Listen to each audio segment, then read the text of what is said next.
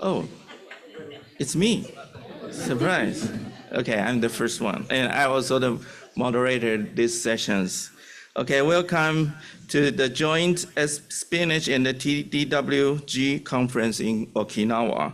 This is sessions symposium 21st, entitled Indigenous Traditional Knowledge and the National History Collections. And I will introduce me later. And to make this meeting possible, we thank our sponsors, especially our diamond sponsors and the Okinawa Congress for the tech supporter. This session will be recorded for later viewing, so please speak slowly and clearly for the benefit for all attendants and the reviewer. Each presenters will have 10 minutes and 3 minutes behind for Q&A, and the transition will be 2 minutes. So we will have 5 presenters, and the no-show the first will be the first. So, and we should close at the 17:50. Okay. Podium displays countdown times, and the green one will show in 10 minutes, and the yellow light shows for 3 minutes, and the transition in 2 minutes shows red light. If you attend virtually, please ask questions by chat features in room. Attend in person, please use the microphone. And we are continuously use the chat functions after each presentation, and please enjoy these sessions. Okay. And now I'm the first presenters, and Suzhou Chen, Assistant Researcher Fellow from Taiwan National Museum of Natural Science. I'm an anthropologist. I think I am some different with most of them, because you do a lot of taxonomy and something more biology. Okay, today I will present the topic called the Don't Keep Naming It Funeral Towel, and advocates of using indigenous knowledge to name indigenous exhibits in Taiwan.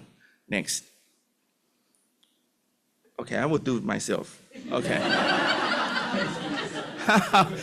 Okay, this is Taiwan, a little southern than Okinawa. We are 10 times bigger than Okinawa. We are 15 more people than Okinawa. But the mountain in Taiwan are even higher than Japan mainland. So we will see it's highly polymorphism and highly diversity than Japan. We are happy about that. And we will have old peoples that may come to Taiwan for 7,000 years. But now their population are quite small. They are about 600,000, we call the Taiwan indigenous people. Only 2.5% of total Taiwan populations, but they are very diverse, just like the diverse Taiwan biology. They can be divided to 16 tribes. And all the other peoples in Taiwan are mostly Han people. They migrated to Taiwan in the recent 500 years. And what happened in the recent 500 years? The Taiwan indigenous were controlled by many different peoples. From the 1624, they were controlled by Dutch, by Spanish, by different Han regime, by Japanese from 1895 to 1945. And majorly, those governments were not made by the indigenous people. And that indigenous people contribute a lot of the wisdom to the words. As a great writer, Jerry Diamond, wrote in the 2000s, that Taiwan has 10 different languages, indigenous, and all the Oceanian in the Pacific Islands speak only one of that branch. And the other 9 are spoken in Taiwan. So the Taiwan is quite old and the root for all the Austronesians.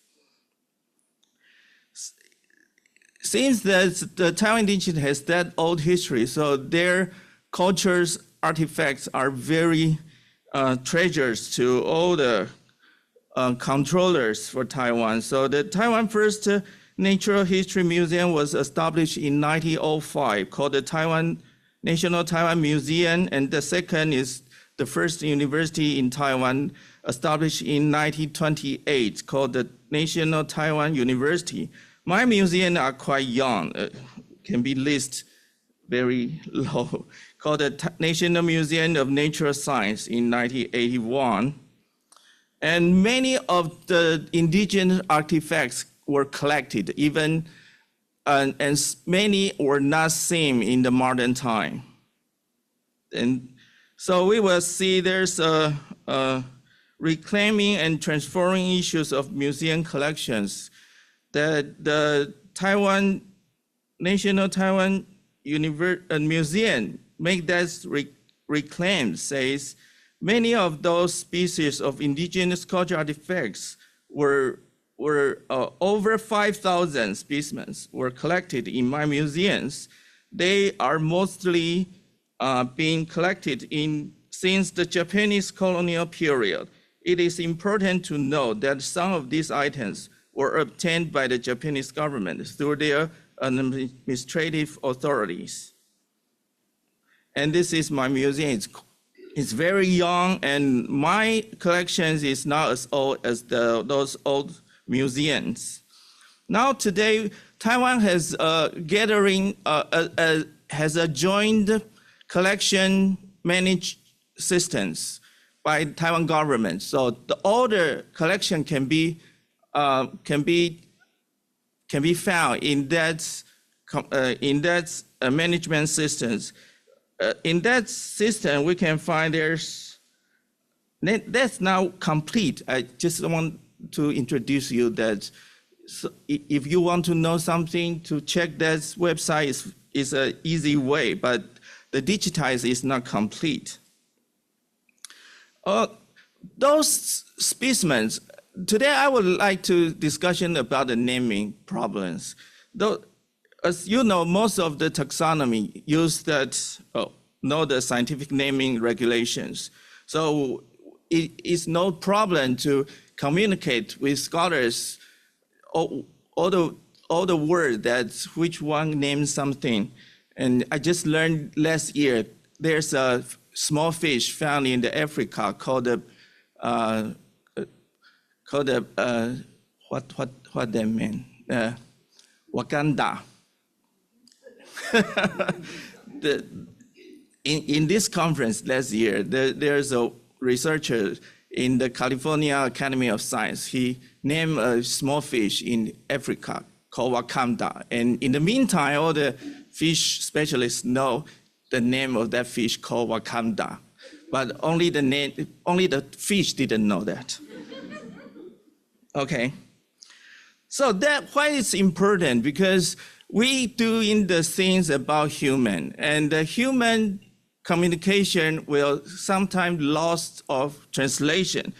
So I would show you that even the two big language systems called the English and the Chinese, the vocabulary is very difficult to corresponding. There's only 1/3 of the Chinese can be exactly equivalent to the English words. So how to make this Chinese and English control vocabulary can be domain mapping is a big question. So there's a questions about that, because each people speak each different language.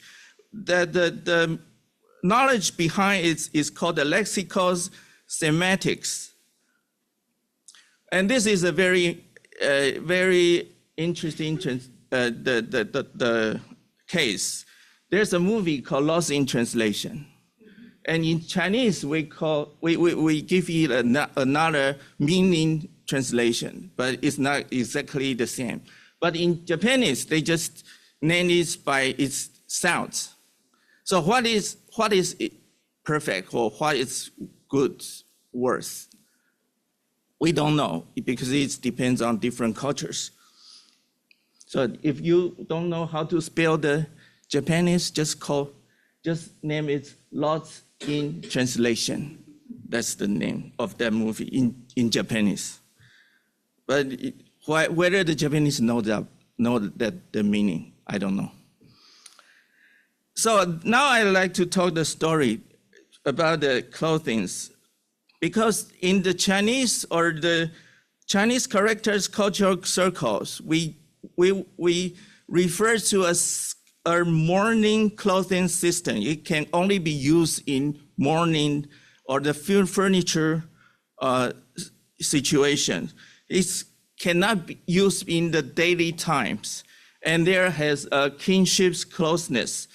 But this system or this ideal system were not used in Taiwan indigenous peoples, but there's too few indigenous anthropologists in Taiwan. So most of anthropologists in Taiwan are Han people. So they refer this idea to the indigenous clothes. So these clothes were named the mourning craft. And this not started by the Han anthropologist, but Japanese anthropologists used it first. And this is the oldest one can make this kind of textile. Now she's 80 years old. And most of that kind of textile were storage in the museum. And today the young Taiwan people, the indigenous people, only can learn this textile in the museum and start to call it the funeral text. So that all weavers feel very angry about it. So since this kind of clothing was not only used in the funeral, but also the daily use. Why the anthropologists confused about, because it can be only used in the noble or the hierarchy family. So it's very hard to find it. So the Han and the Japanese anthropologists made it confused to refer it as a funeral clothes. But it's very hard to make it defined very clearly because the words vijik is a polysemy words. It can not only refer to the clothes, but the carving, but the tattooing hand, they are all named vijik because there's another idea says that it's very fine, it's very subtle patterns can only be used in the noble family. But now this kind of idea were forgot or be replaced by the funeral. So my talk will advocate of using indigenous knowledge to name indigenous exhibits in Taiwan, since we are not just talk to the dog or any animals. We are thinking to talk to a dog, but we are actually talk to myself. But those people are still live or still alive. We need to talk to the real ones to say, what do you think about your own cultures? So the study purpose solution to improve that interoperability for multilingual knowledge, organization systems in the domain of indigenous exhibits, and the indigenous talents with museum skills and museum professions who understand indigenous knowledge are equally important. Two-way education and promoting communicating must be more committed. Okay, this is my last slide. This is a promotion for my next presenters. We all agree that indigenous knowledge is very important, and we know this feature very clearly, but the Austronesian Australian Indigenous make a change, make it more interesting. Okay, so that's my presentation. Thank you very much. And if you have any questions, just, we do have how many time? More? Oh, sorry. So we don't have any time to discussions. We just invite the next speakers.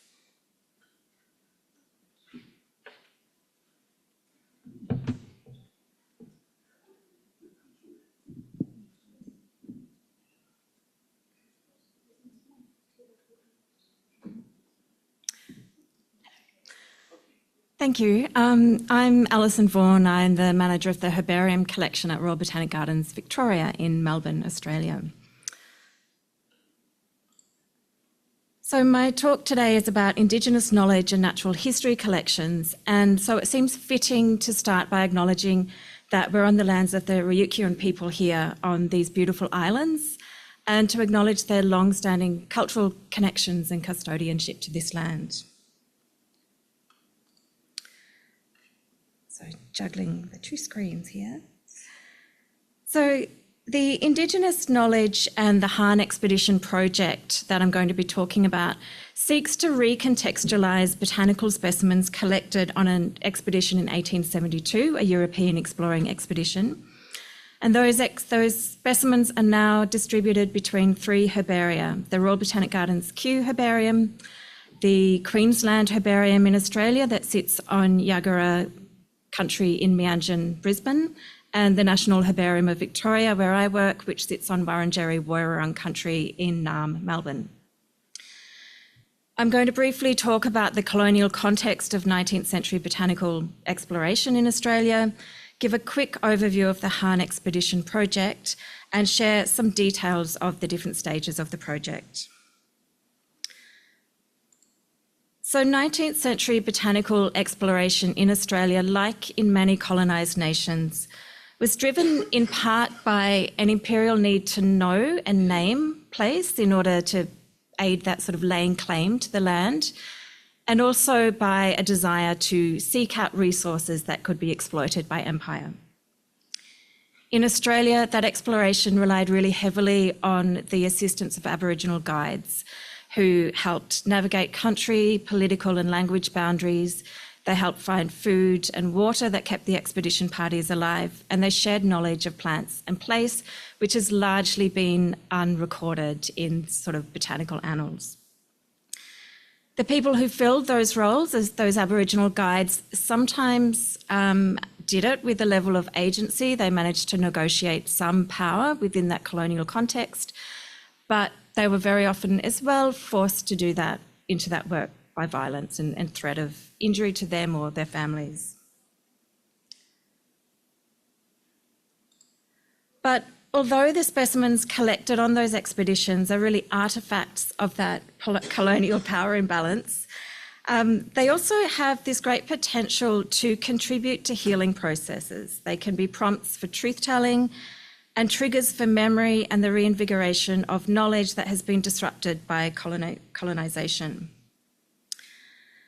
Now to the expedition in question. So this was called the Northern Expedition, led by William Hahn, and it sought to establish the mineral and agricultural potential of Cape York Peninsula in northern Queensland.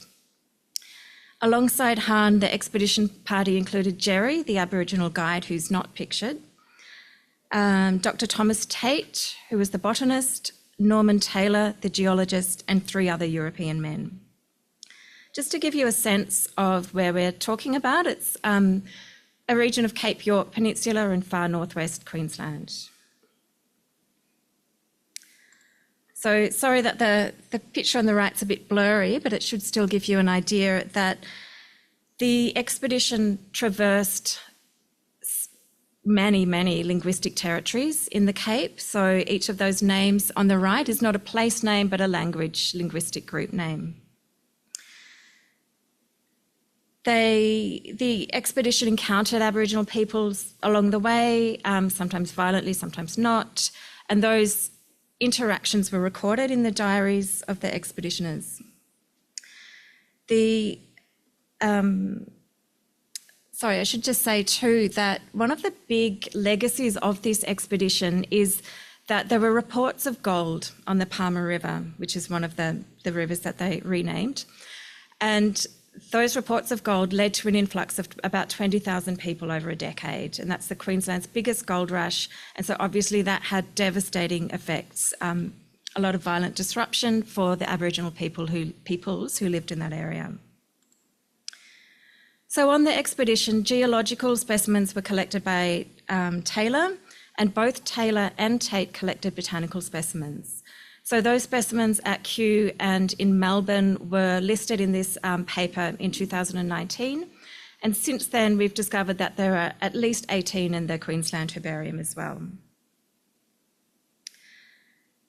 So those specimens, along with maps and charts and diaries from the expedition, are really central to this project. They provide a prompt for truth-telling and storytelling that explores the expedition, colonial science and silence too, and the ongoing impacts of colonial violence on Indigenous peoples. I think for me, one of the most poignant aspects of this project and why it feels so special that I get to be a part of it is that it's being led by 3 direct descendants of the expedition party. So Nicole Huxley, who's a direct descendant of Jerry, Dr. Cami O'Daly, who's a direct descendant of Thomas Tate, and Peter Taylor, who's a direct descendant of Norman Taylor. And so it makes this project really uniquely and I think really powerfully positioned to examine the personal, scientific and socio-political legacies of the expedition. So it's not just an abstract sort of bit of research for these people, it's their family histories as well. So the project was co-designed with Balcanoe Cape York Aboriginal Corporation, Development Corporation, and the 3 herbaria. We obviously had less say than the Aboriginal corporations. And through engaging with truth-telling and with the Aboriginal knowledge holders on Cape York, we hope to correct some of the historical omissions and tell a more complete and honest story about the way in which these specimens were collected. The project is planning 3 stages of on-country engagement with Aboriginal communities, which I'll talk really briefly about. But for those of you not familiar with the Australian context, I just want to talk about what country is in this context. So this definition I'm about to read comes from the Australian Institute of Aboriginal and Torres Strait Islander Studies. It says, country is the term often used by Aboriginal peoples to describe the lands, waterways and seas to which they are connected. The term contains complex ideas about law, place, custom, language, spiritual belief, cultural practice, material sustenance, family and identity. So it's a lot more than just Western notions of state or country boundaries, and it's about much more than just the place you're on. So these on-country engagements have 3 stages. So the first one actually started in July this year and there'll be follow-up next month in October. An initial consultation with key Aboriginal traditional owners to determine their interest in and the best approaches to the truth-telling around the expedition and its legacy. And that will include truth-telling around what's known as the Battle Camp Massacre, which didn't occur during the expedition, but it occurred a year later on the Palmer goldfield. So it was very much precipitated by that expedition. That's going to be followed up in October by the on-country truth and storytelling at Normanby Station, so one of the stations at the expedition, in that area of the expedition, with descendants of survivors of that massacre. And they'll use botanical specimens and maps and things as prompts for that.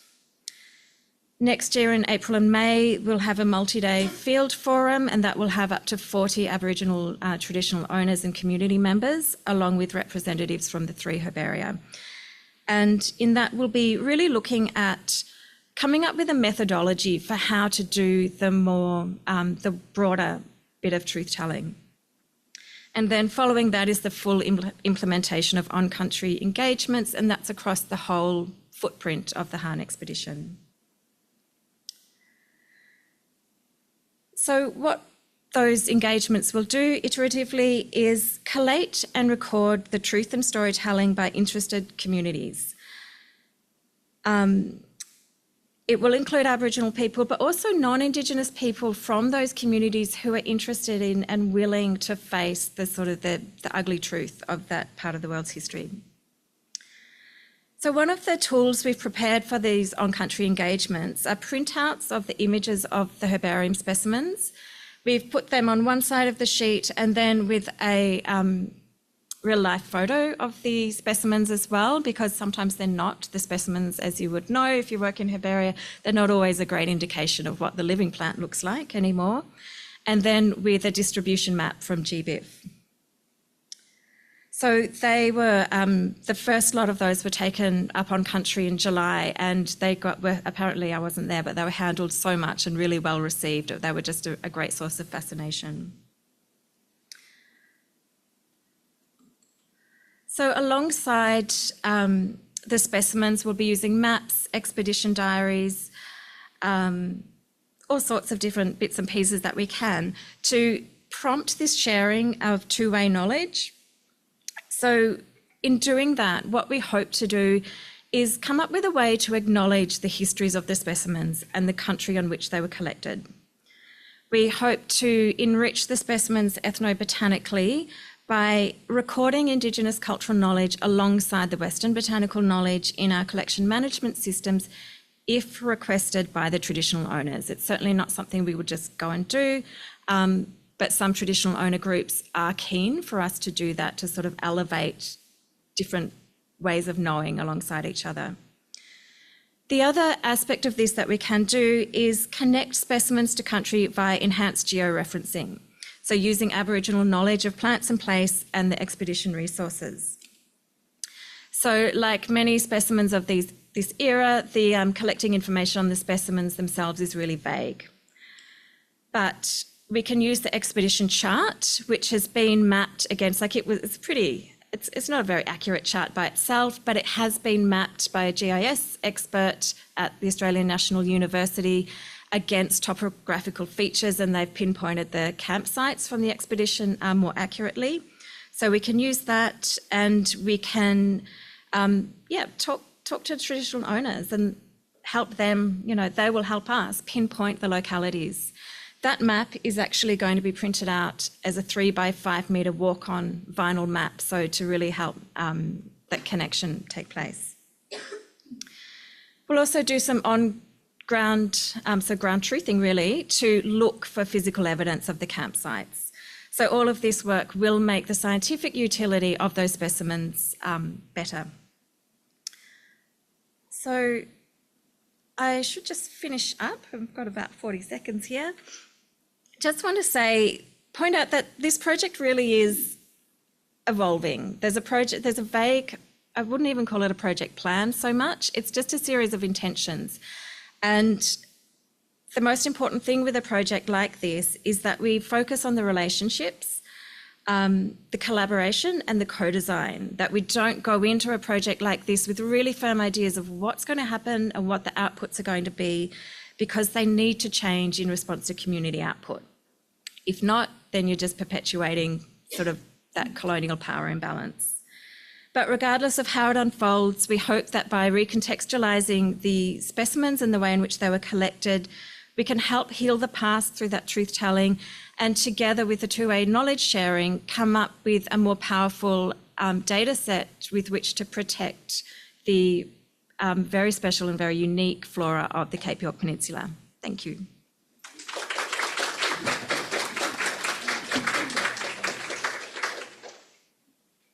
Questions? And we don't have the chat question either. And you can welcome any in-person question. No? Okay, we are. We've got one just here. Yes, I saw the cheat sheets that you had, or the papers, had at least some text on them. Is there still the same linguistic diversity? And if so, how do you determine what language to put that text in? This herbarium specimens, or the sheets that we printed out. At this stage, they've got the taxonomic name, the scientific name. The text down the bottom was just credits for photography and the map. What we are hoping to do with those is that, you know, there'll be things that can be written on and be used to capture knowledge and different names and things like that as well. Yeah, thank you. Okay, thank you, Alison. And now we'll welcome Jennifer from Milwaukee Public Museums.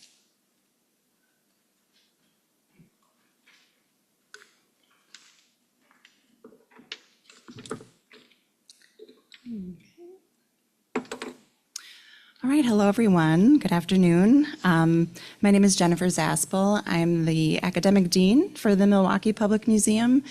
And so that means I oversee collections, research, education, exhibits, and more recently our community, Native and Indigenous engagement initiatives for the museum.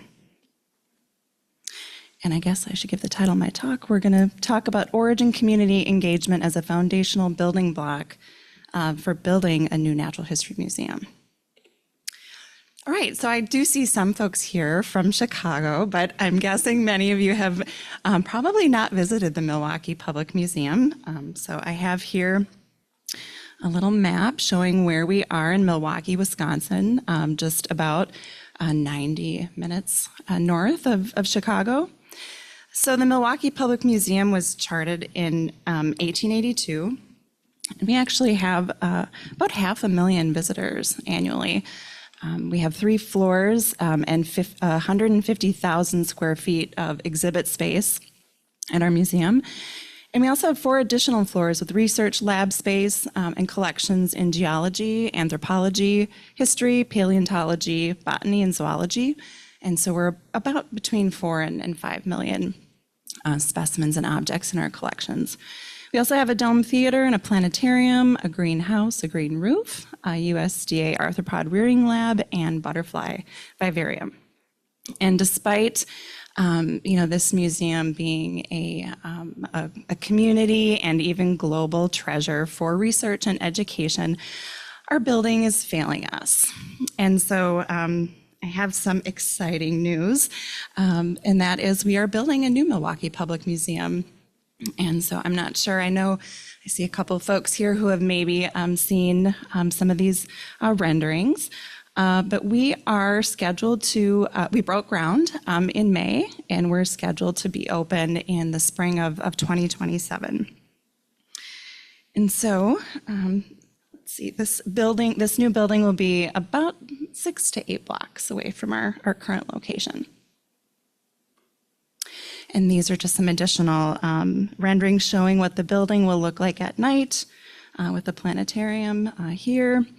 And then this is sort of the interior lobby, and this is a terrace space that'll sit outside of the new butterfly vivarium here. And if you were to take a cross-section view through the middle of the building, this is what you would see on each of the floors. With a Wisconsin natural and cultural history gallery called Wisconsin Journey, the rainforest exhibit area and vivarium across from it. Here we will have a global cultural and natural exhibit gallery called Living in a Dynamic World, followed by our deep time sort of dinosaur paleontology and evolution exhibit Time Travel. The planetarium will sit underneath of that. And then all the back of house collection spaces and temporary exhibit gallery will be on the other side here. These 2 areas are connector spaces. And so these are sort of programmatic areas that sit at the interface, or will sit at the interface of our back of house collections areas and the permanent exhibit galleries, allowing folks to have a view into the collection storage spaces and also discuss topics that might be relevant to the permanent galleries across the way. And then down here will be our Milwaukee Revealed, so the Milwaukee Culture Natural History exhibit gallery there.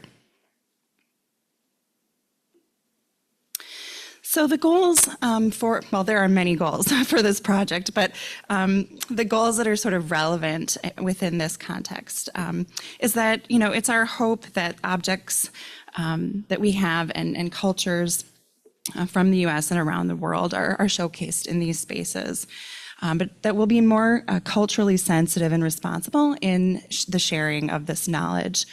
And we also set out to contact representatives from each culture community that may be connected to the objects or specimens we plan to display in the new space.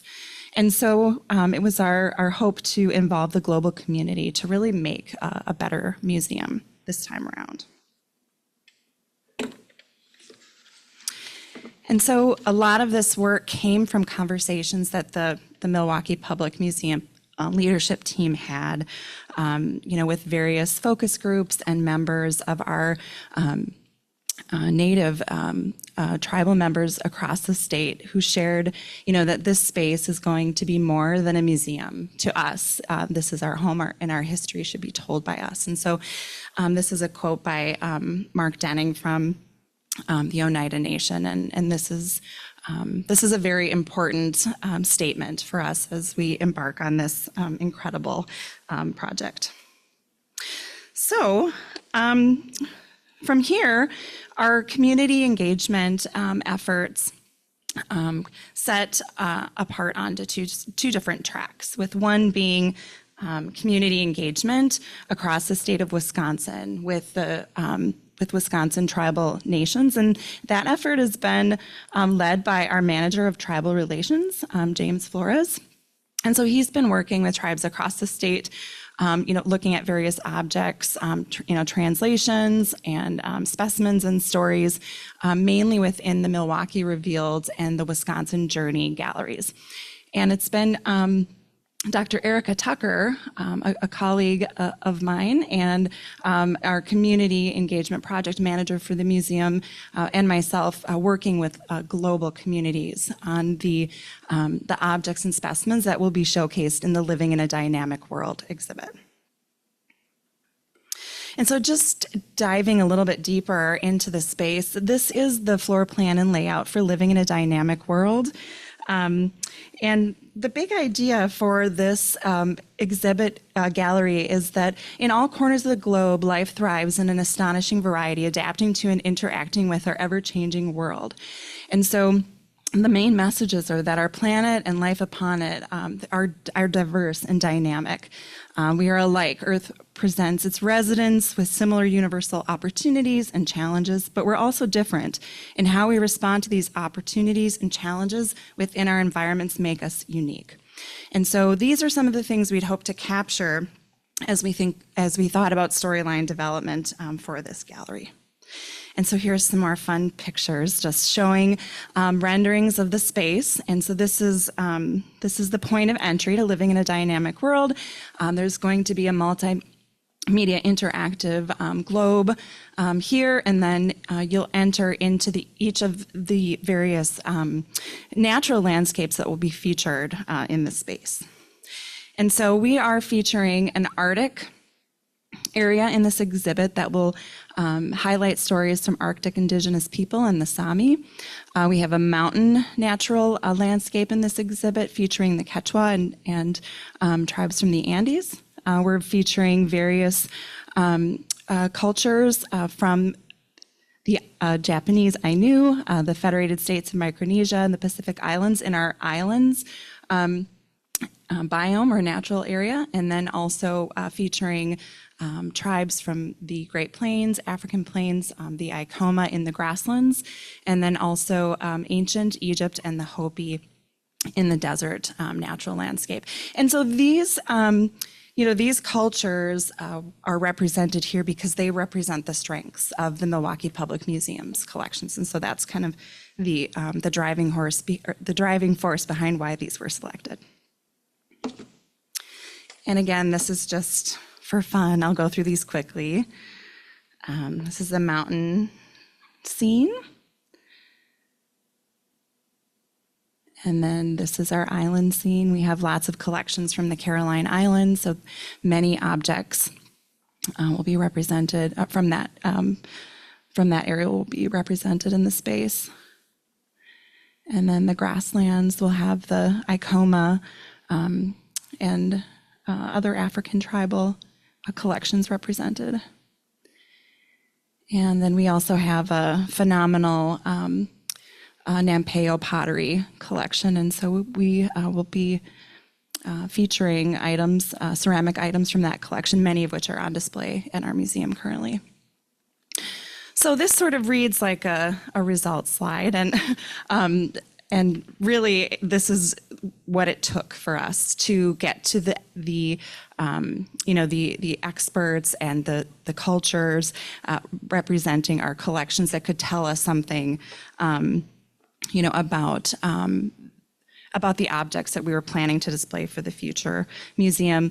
There's no right recipe to how to do this. This is just how we did it. And initially it was very overwhelming to think about how to approach community engagement at this large global scale. Where to begin. For those of you here who know me, I am an entomologist. And so my experience in working with collections has been heavily focused on the natural sciences.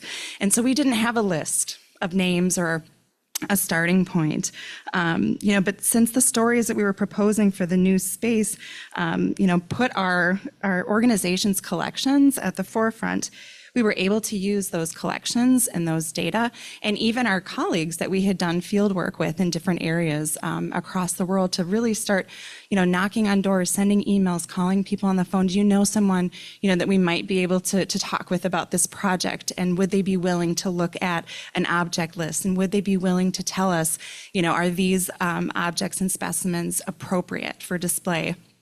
And so that is what we did, and we've been doing that for over 2 years now, and I would say with great success. For the Arctic, we've contacted over 25 people representing 13 different cultural organizations, more than a dozen organizations and people, representing our collections from the South American mountains. And you can kind of see a similar set of organizations and people across the board here. But over 17 countries were involved. And so we spent, and Erica she's a data person. So she calculated that it's been, well over 509 days, in terms of time spent so far cultivating relationships, via many, many different ways. And we don't think this work we hope it's never done. We're certainly not done, and we plan to continue, especially as we acquire new collections and specimens into the future. There have been challenges, many different time zones, many different languages. We've had to hire translators to come in and help us through some of these conversations. Sometimes we don't have the right internet that's needed. Some of these locations are very remote. People are traveling a long way just to talk to us for a few minutes, but we super duper appreciate it. And then, of course, varying degrees of technological experience and schedule keeping on both ends. And so there's been some logistical challenges, but folks always get back to us. And so that's been just so wonderful and so encouraging. So we met a lot of people, wonderful people along the way. People ask me, well, what surprised you? Have you learned something shocking or, that you didn't know about your collections? And not really. What surprised me is that we've never been told no. We've never been turned away in this work. Folks have been really, really excited. In some cases, have even said they're honored to be asked to participate in something like this. It's been a very, very lovely journey, and for me, something very different in terms of my own career path and where it's taken me. That said, some objects weren't what we thought. Maybe they had a different function or were even representing a different culture. Some might have been more or less unique than we originally realized.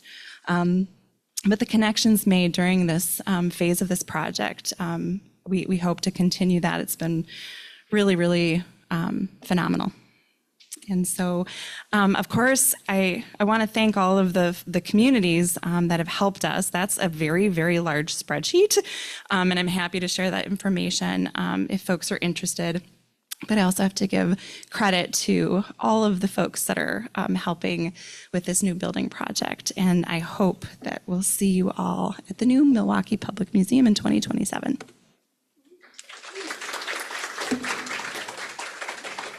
Hi. And thanks, Jennifer, giving us so wonderful talk. And I wish we all can visit your new museum in 2027. So we don't have the discussion chat. And you are, okay. Since we have a no show, no data, no connections. So we will need to have a 15 minutes break. And the last talk will start. Okay, of course, we are free now. And so if we cannot, we can discussion on time in the place here. And the next talk will start 15 minutes later. You want to discuss with Jennifer?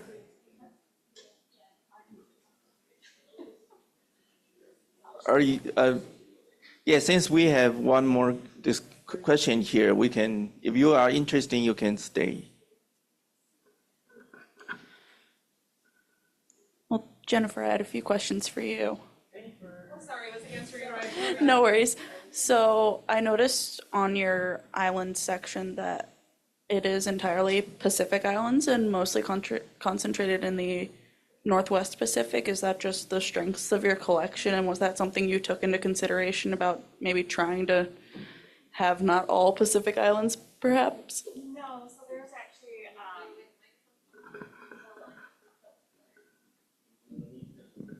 So that's just a rendering of one portion of that gallery. So we're also featuring Japan and the Ainu in that space, or adjacent to it, I should say. So the renderings that you saw there it's just a small snapshot.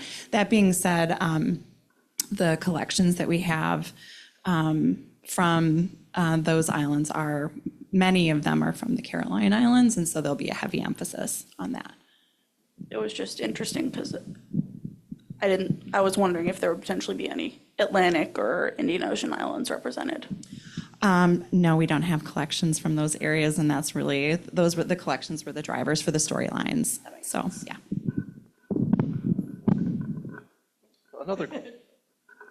Another question for you. If you truly would like to have everyone come to the Milwaukee Public Museum, you should consider hosting a spinach meeting in the near future. Oh my goodness. Sorry. Well, I think we'd love to host, certainly when the new building is open. So keep us in mind. I will. When in 2027 is the estimated? Spring, mid-spring, yeah. Summer 2027 meeting. Let's see what happens in 2027 and get back to me. I have another question for you. So in finding the various people to speak with, how did you decide on who they were and what their authority was about those collections? And what level of authority they held? Yeah, so that's complicated because it's a little bit different for each collection and each area of that gallery. But I will say that we did try to set some criteria because you need to start the conversation and you need to set some goals. So Erica and I, we said we'd love to have, an individual representing an area or a region represented, or a small group. We'd like to have a cultural organization represented, and then maybe an academic, group or individual. Help us kind of navigate, at least initially getting to a point where we could give a presentation about the project and then have someone take a look at the objects. And so in some cases, that came pretty easily. The collections that we have, representing the Ainu is a great example because they have a museum with curators that, are experts in language and art and, and artifacts and even their own community, Indigenous community engagement. And so, with that, we were able to kind of, I guess, meet the criteria that we set. And several of the curators, were living descendants from the Ainu. So, we were trying to cover as many bases as we possibly could. In some cases, we were not able to, to make all of those connections, but if we got 2 out of the 3, we were, happy that we got there. And, some groups, like with the Nampeo pottery collection, we were able to speak with the direct descendants, a descendant who knew about her process. And so it's just sort of a little bit different depending on, the collection, how many different types of people and communities and organizations we connected with. So, but you could see in the end, the numbers ended up being kind of the same, but yeah. Thank you, everyone. And it seems that we do have 9 minutes. 9 minutes later, we will the next talk. And you can also just take a rest. Take a break.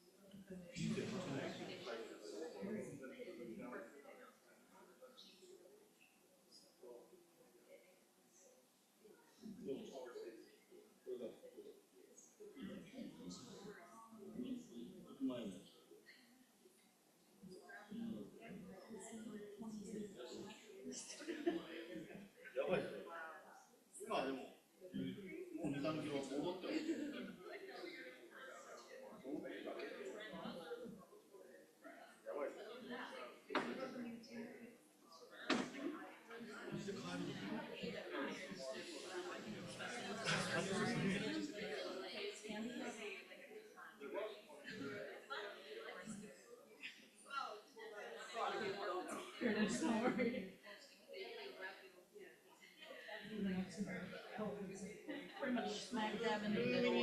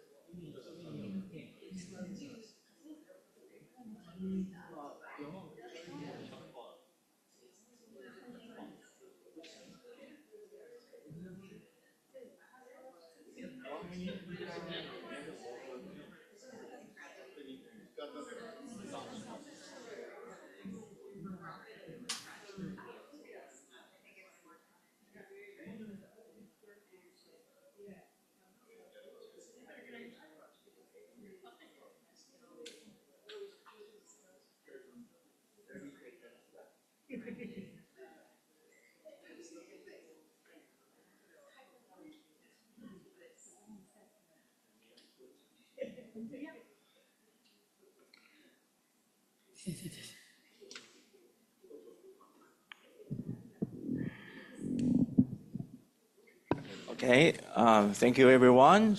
Then this is the last talk of these days, and we welcome Li Zuoting of Taiwan. He will give me a talk.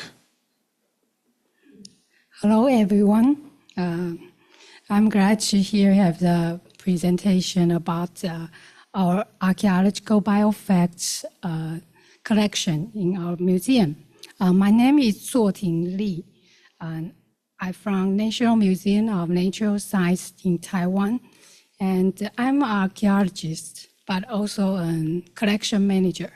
So this kind of specimens is one kind of I think something difficult to deal with for me. So I would like to get some experience and some help from this talk. Okay. First, Dr. Chen already have some introduced about the history of Taiwan. So here I want to talk about since Taiwan we have a long history, and also we have a lot of the local chronicle and the travel note from the 16th century to 19th century. Just like this picture, you can see the central this scene is a local chronicle that called 诸罗县志. That is a record, and that is a record about the Taiwan Indigenous, who they are hunting deers with dogs. And also we can see some picture and the draw from the Dutch period or the Japanese period. They also have the same things. So from this, according to this, when archaeologists excavate the dog skeleton from the archaeological site at 4,800 years ago, that really inspired us to consider about the question about how long have the people have the domesticate the dogs, and also have some research about the morphology change of the ancient dogs in Taiwan. So, among archaeological specimens, this kind of remains is one kind of the biofacts, also called ecofacts. That is a very unique specimen among archaeological collections. Because since they are natural objects unearthed from the archaeological sites, including some animal and plant remains, and they will easily to decay by times. So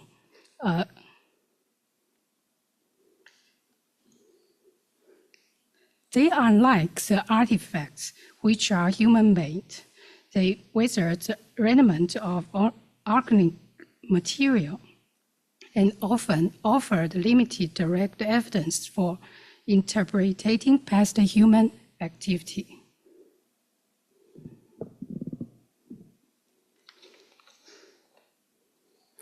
So, what is biofacts from? Sometimes this natural object may be remnants from plants and animals that enter the settlement due to ancient human collections and utilize activities, including as food or tool material, or items related to beliefs and rituals. On the other hand, it could be the remnants of biomass that naturally gathered nearby a settlement development. Just like this picture, that is, we saw sometimes when ancient people, they manage the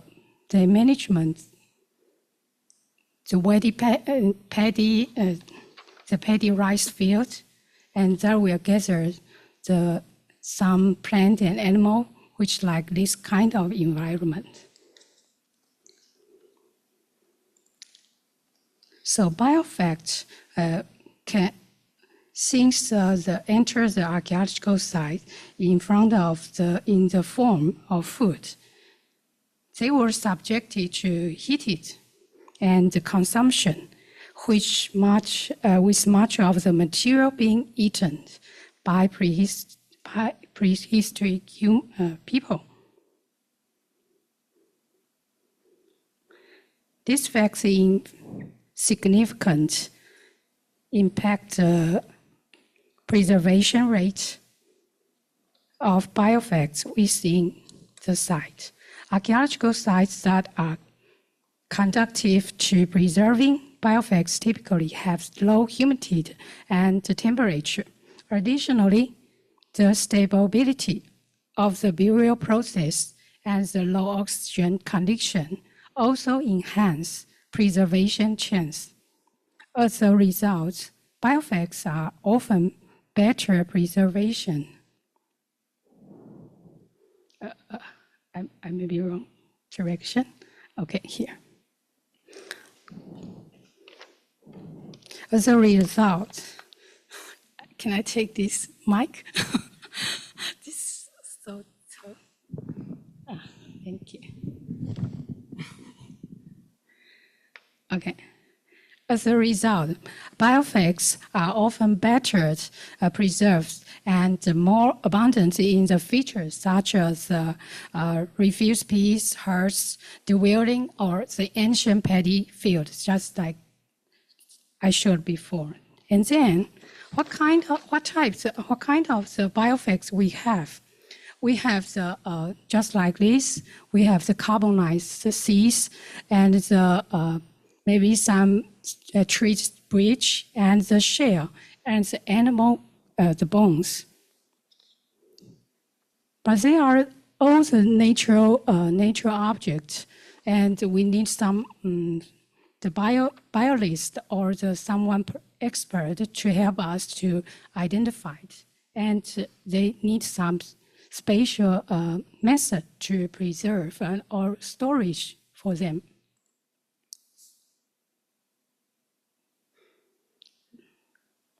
Okay, how we obtained this object? The first, usually we will make hand excavation. That means we use handheld tools to dig from the archaeology sites. But sometimes we will use screening and the flotation, just like the dry shelving that is suitable for something more hard, just like shell or some more big animal jaws. But the flotation and the wet shelving is suitable for the carbonized object, just like seeds or plant remains. Besides the macro remains, we also have the micro remains. The micro remains including the phytoliths, the starch, and the pollen. So sometimes we will collect. We also have to collect about the soil and the plug and something that is included or residues. So something including about this kind of micro remains. So how about what is about our storage and management here? In Taiwan, we have more than 1,200 archaeological sites, but of which we only have less than 100 have unearthed biofacts. As I told before, the environment, the burial environment is very important. So in our museum, we have collected biofacts from 10 archaeological sites in Taiwan and totally got more than 50,000 items. You can see that sometimes they were very central only in one site, because in only that side we have using the flotation, and other side didn't do this kind of research. But in these items, this including only 20% of biofacts have been identified and analyzed or published. That's because that's the problem I will introduce later. And this including the carbonized rice grain, that's from the 4,008 years ago. And as well as we also have the some authors from 8 years ago. These various biofacts are crucial for studying prehistory human life and the natural environment in Taiwan, and are also linked to the traditional cultural history of Taiwan's indigenous. So, what's the key point and consideration for accession? There are two major key points in the accession. The first one is identification. Just talk above, the unearthed biofacts, including so large animal, different species animals. So the current lack of thorough analysis and research on biofact is one key issue, complicated the next step in specimen process, which is accession. There are two main challenges just above. So when we do that, for archaeologists, we can only do categorizing used by the anatomical parts or classifying by the morphological features. But after we do that, we will extend help from the biologist. But we found that always biologists find the interesting things from the category we sorting for unknown. Everything we sorting for the wild-boar deers, they didn't interesting. They like to looking for the things from unknown. So I think that maybe unknown is a very important part for research. And so we try to keep these biofacts longer, but just like they are so cracking easily. So stable and shock-up solution in storage is very important. And what we do is to reduce the empty space inside the container and use the absorbent cotton and small compartments, just like this.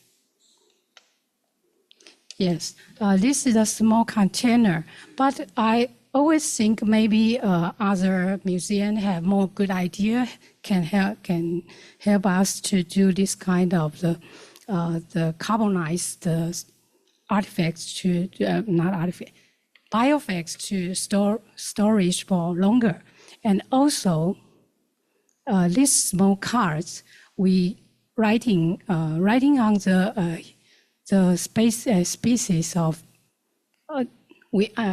has been identified, but you can see it's not always been have this. Without this little card is more, so we still need some help.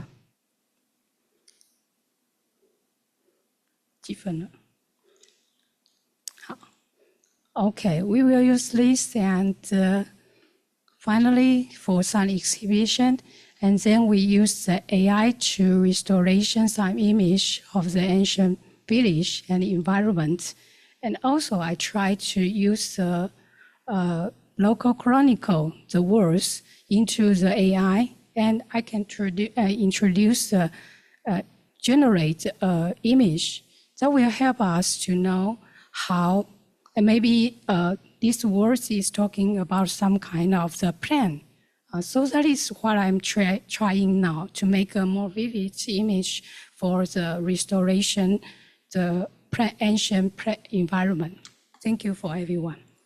And thank you for my college in my museum. Okay, thanks. The 作庭's talk, and yeah, we can have some time to discussion. Is there any questions? No. Okay. So, and the time is end, and Sorry. no, it's good. It's good to have finished this day's journey. So, and have your time, and goodbye.